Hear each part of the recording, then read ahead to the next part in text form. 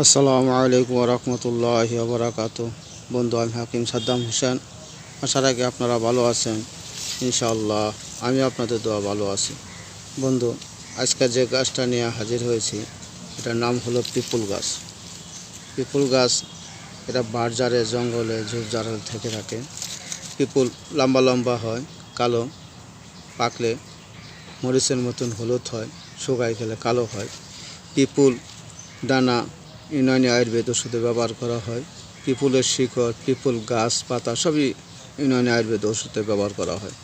বন্ধু, প্রথম দিকে একটা ভিডিও ছাড়ছিলাম পিপুলের শিকড় দিয়ে কীভাবে জন্য ওষুধ তৈরি করা যায়। এবার পিপুলের এই পাতা, কচি পাতাগুলা দিয়ে ডগা দিয়ে ওষুধ তৈরি করা যায়।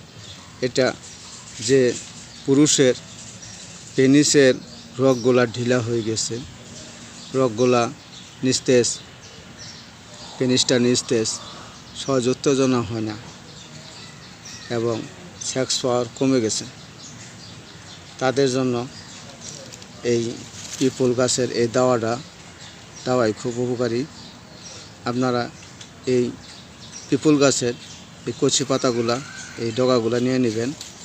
এই পিপুল গাছের ডগা নেবেন 50 গ্রাম, এটার সাথে কাঁচা আদা নেবেন 50 গ্রাম, আর 20 গ্রাম আপনারা লবঙ্গ নেবেন।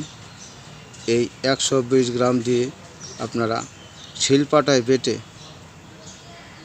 90টা ট্যাবলেট তৈরি করবেন। কাছে গুল্লি পরিমাণ একটা করে গুল্লি সকাল সন্ধ্যায় মধুর সাথে মিশিয়ে চেটে খাবেন। এরপরে কুসুম গরম দুধ খাবেন। এভাবে যদি খেতে পারেন, যাদের লিঙ্গ দুর্বল, নিস্তেজ, সহবাস করতে পারেন না, তাদের জন্য খুব ভালো উপকার করবে। বন্ধু, ভিডিওটা ভালো লাগলে লাইক করবেন, শেয়ার করবেন, কমেন্ট করবেন। আসসালামু আলাইকুম ওয়া রাহমাতুল্লাহ।